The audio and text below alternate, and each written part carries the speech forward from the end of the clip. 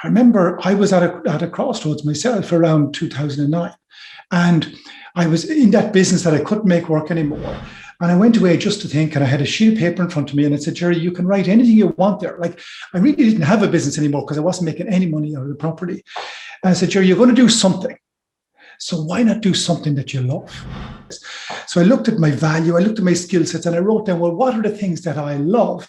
And out of that, I got this idea, which was to create a speaking business around goal setting and achieving really big goals.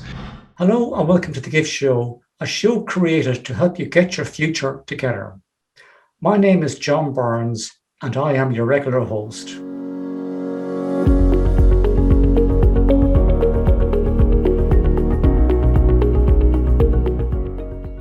The GYFT Show is for senior business executives who have been made redundant due to the COVID-19 pandemic.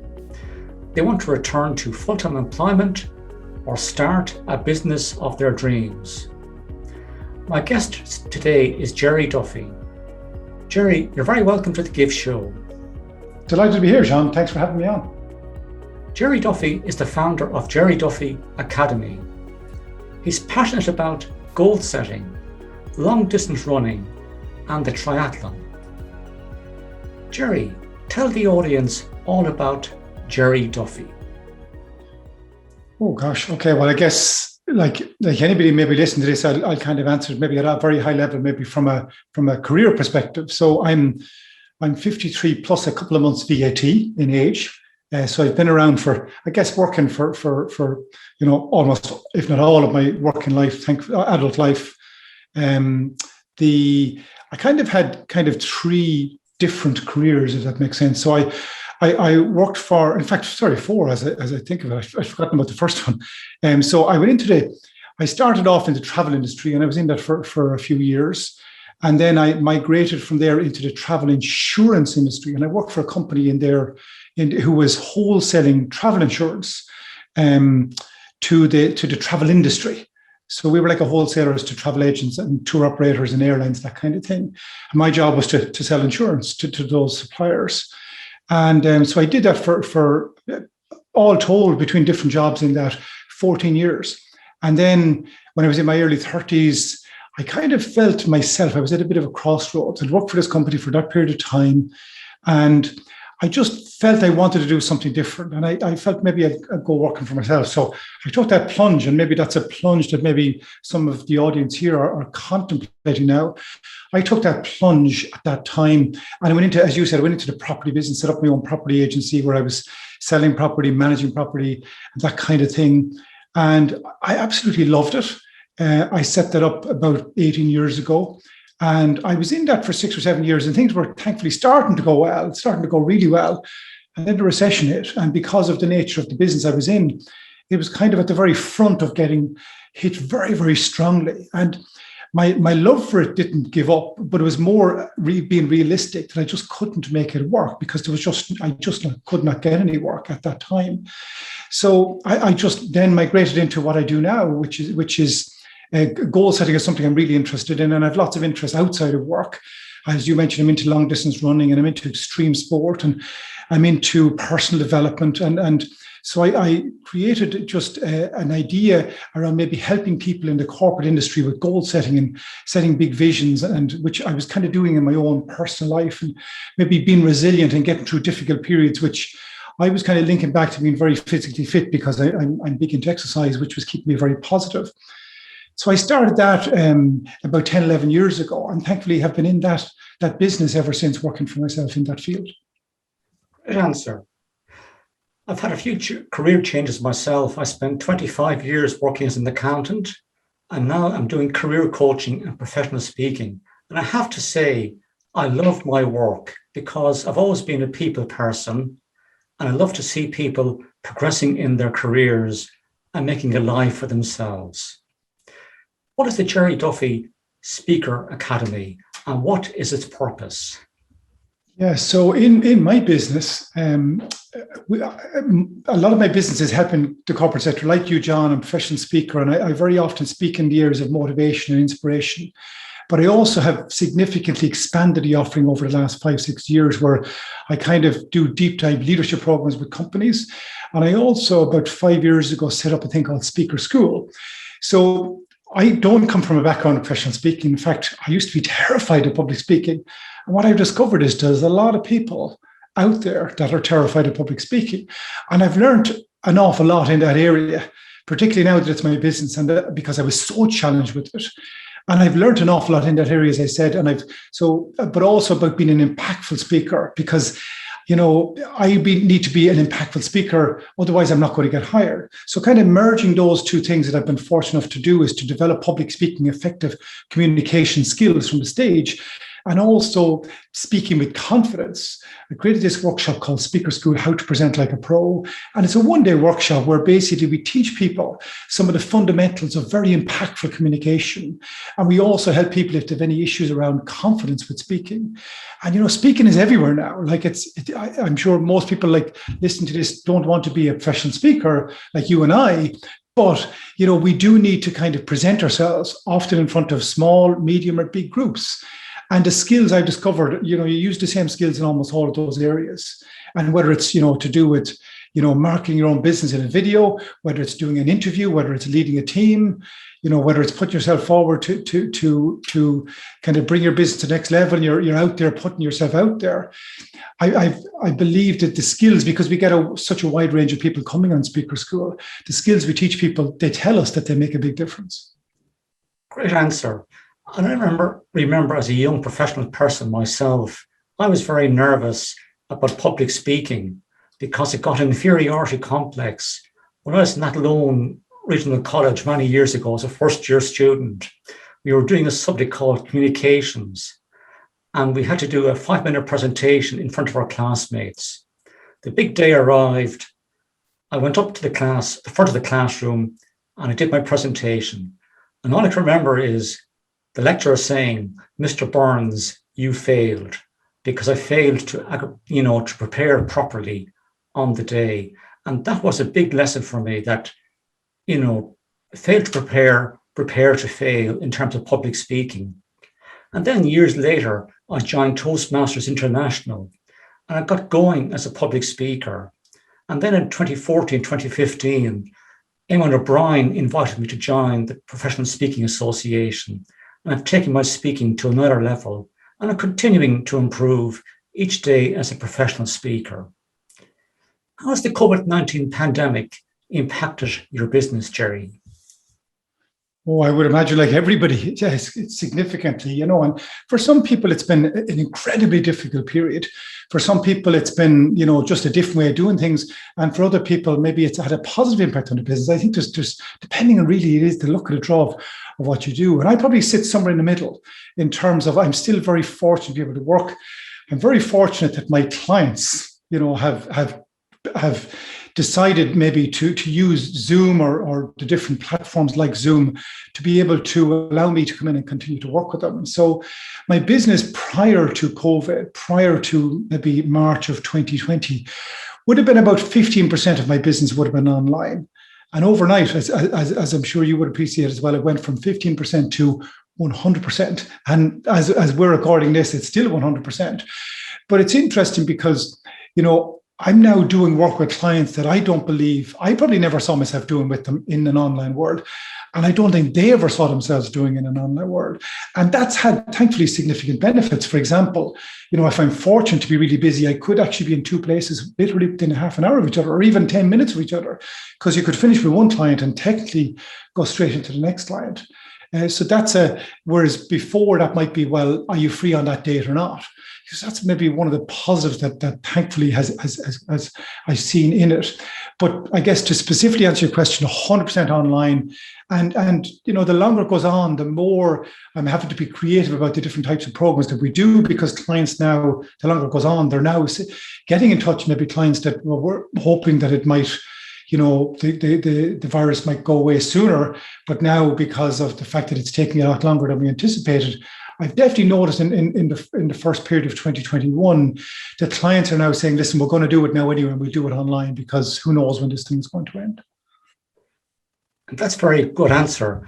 And, just looking at the whole area of vaccinations for COVID-19, both of my parents have been vaccinated twice. But I'm in my mid-50s, no more than yourself, Gerry. And it's just, how long is a piece of string? I don't know when I'm going to get my vaccination. So we have to be versatile and work around our clients' needs. And in fact, in my own case, I launched the speaking business and career coaching business in February 2020. The following week, COVID-19 arrived in Ireland. And since then, I've had to change my plan, my ideas in terms of getting my business up and running on 3 or 4 occasions. And I think having an open mind has really helped me to develop my career coaching and professional speaking business. Question from a member of the audience. Mistakes and failings can lead to discoveries and education. Can you please expand on that statement, please? Mistakes, yeah, for sure. I think, when I reflect maybe at a high level over the last 15, 20 years, I think it's, I got some of my biggest growth and my biggest learnings out of my biggest failings. And whether it's at a significant, something that really didn't work out well for whatever reason, or something even small, there's an expression that every day can be a school day. But I think one of the keys here, John, is it starts with, well, what's our attitude to failure? And, when something doesn't work out, do we, and I guess many of us, including me at one stage, would have looked on it, well, gosh, technically I failed there. But, there's a gentleman called Colin O'Brien who wrote a book called Feeding Johnny. And it was a book about, kind of an autobiographical book about his life and his business. And there's a chapter in it. And when I read this book in 2015, I think it was, there was one chapter that really stood out for me. And the chapter was called Sometimes I Win and Sometimes I Learn. And he had that mindset that, if something doesn't work out for whatever reason, well, maybe I can learn from this. So now if something doesn't go right for me, so if, even in COVID, certainly none of us wanted COVID to arrive, but maybe, well, how can we come out of this even stronger than before? That if COVID is to leave a legacy, maybe we can be doing something at a higher level that we might never have done or seen or addressed if COVID hadn't arrived. So maybe it starts with that attitude that I'm going to go in here and I'm going to see what I can do differently or better. That maybe might leave a positive out of COVID. So I think for me, it starts with that. I remember I had a big failing in public speaking a number of years ago, John, where I was in front of a live audience. And it was the first time ever I didn't have notes in front of me. And I always have notes in front of me. And this day I said, right, I won't have notes for a particular reason. And I didn't have notes, but that was the day my mind froze. And I genuinely could not remember the next stage of my presentation. And the audience were very kind to me, I have to say, because I could do nothing but put my hand up and say, I'm really sorry, but I've completely lost my train of thought. And I had to kind of distract them while I was able to go and figure it out. Now, a friend of mine was in the audience and he rang me the next day. And he said, Gerry, I really felt sorry for you last night. And I said, thanks. I said, I've come to terms with it now. I said, I'm fine with it. I said, I'm in a really good frame of mind. And he said, that's great to hear. And then he offered me a bit of advice. He said, here's a tip. And he gave me a golden tip, John, that I never would have got if that hadn't happened. And he gave me a tip, and I've used this umpteen times since, where I've needed it. If anything ever goes wrong in a presentation, have an exercise. This is, I guess, for us as professional speakers, but have an exercise ready that distracts your audience, an exercise that could work in any environment where you go and you get them to do something for a minute or two. And while they're going off to do an activity that they maybe believed that was always in the plan anyway, you can go off and have a quiet moment or two to yourself and then recollect your thoughts. And then when you come back in, they won't have even noticed. And I've used that many, many times since, and it's been a golden legacy of something. So sometimes I win, and sometimes, thankfully, I learn. Yeah, that's a great answer to that question, Gerry. And I know I've had one or two failings myself in the past. I distinctly remember one time doing a speech at Toastmasters International, and I was talking about Charles Dickens, and I brought along 4 or 5 of his novels. And I was going to pick out from each of those novels key characters, such as, say, Ralph Nickleby, or just to mention one name. And then I held up one book, and my mind went blank. And I realized there and then I couldn't continue with this speech, and I sat down. And what I realized from that experience was I had too much material in my speech. So when I went back to do it again, I had a maximum of 3 books, not 5 books.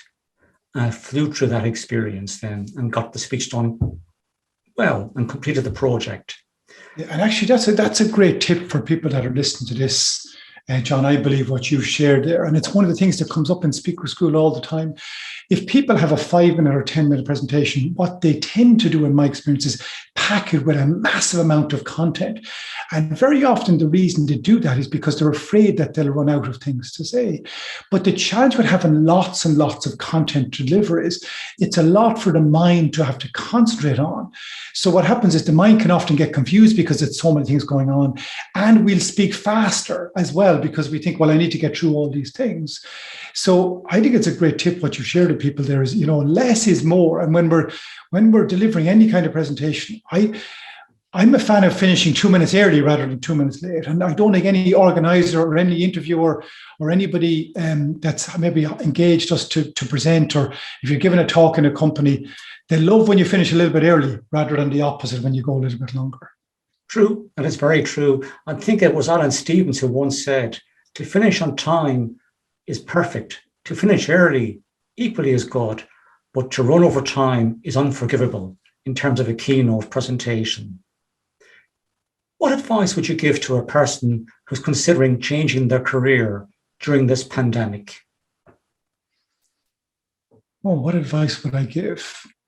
If they're considering, really, well, for me, and this is just what comes to mind for me, is if you can find something that really, really interests you, I think then it might be the case that you'll wake up in the morning really motivated to do, really wanting to do it. So you get that intrinsic motivation. I remember I was at a crossroads myself around 2009, and I was in that business that I couldn't make work anymore.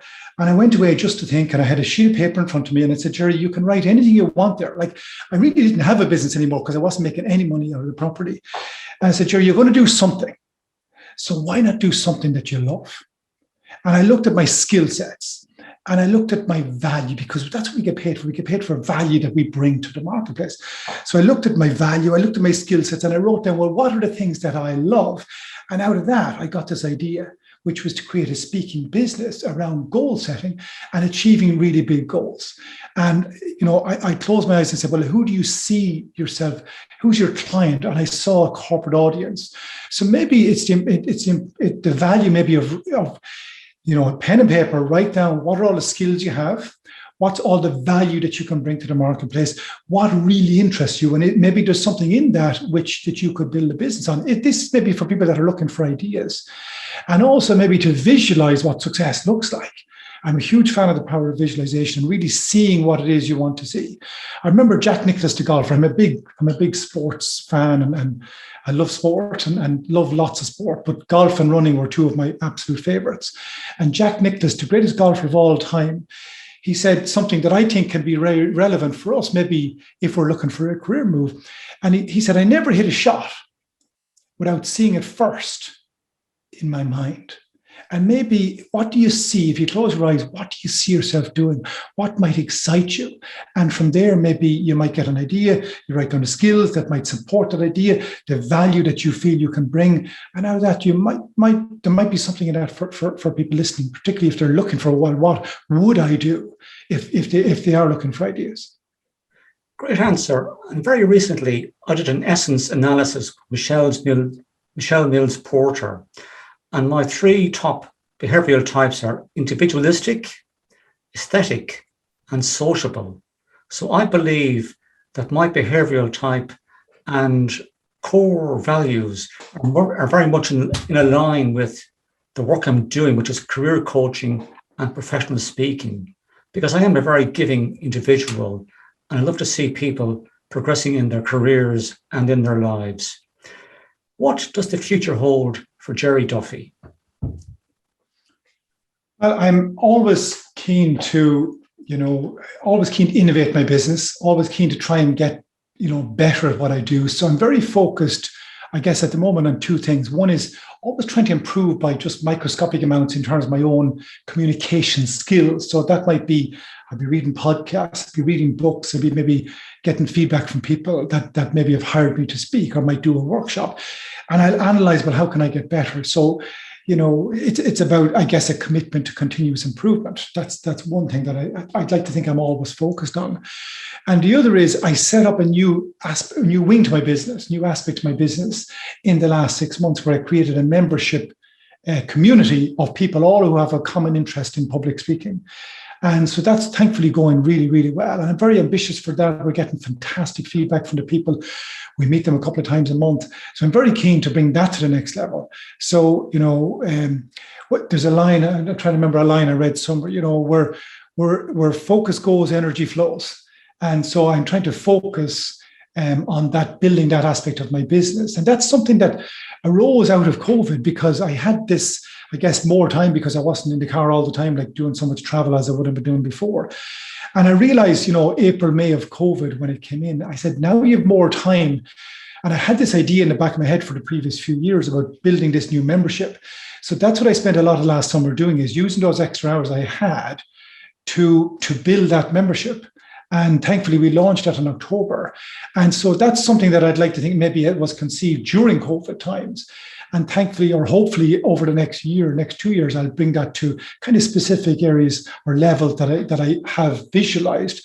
And I've kind of, in my own head, I have some specifics around what success looks like. So that's where my energy hopefully is going to be flowing over the next number of months. Anything else you'd like to say to the audience? How can the audience reach you? Yeah, so if people are interested in getting in touch, so what do I do? Well, we do a lot of, I guess, corporate leadership programs, keynotes, and obviously all on Zoom at the moment, but also doing different workshops. And primarily the big one is the Speaker School workshop, which we run probably every 6 or 8 weeks at this stage, and it's all done online. If people are interested, just Gerry Duffy Academy, you'll find a website there, and I think my email and phone number is on the website, so very easy to find. We'll put a link to your website in this video.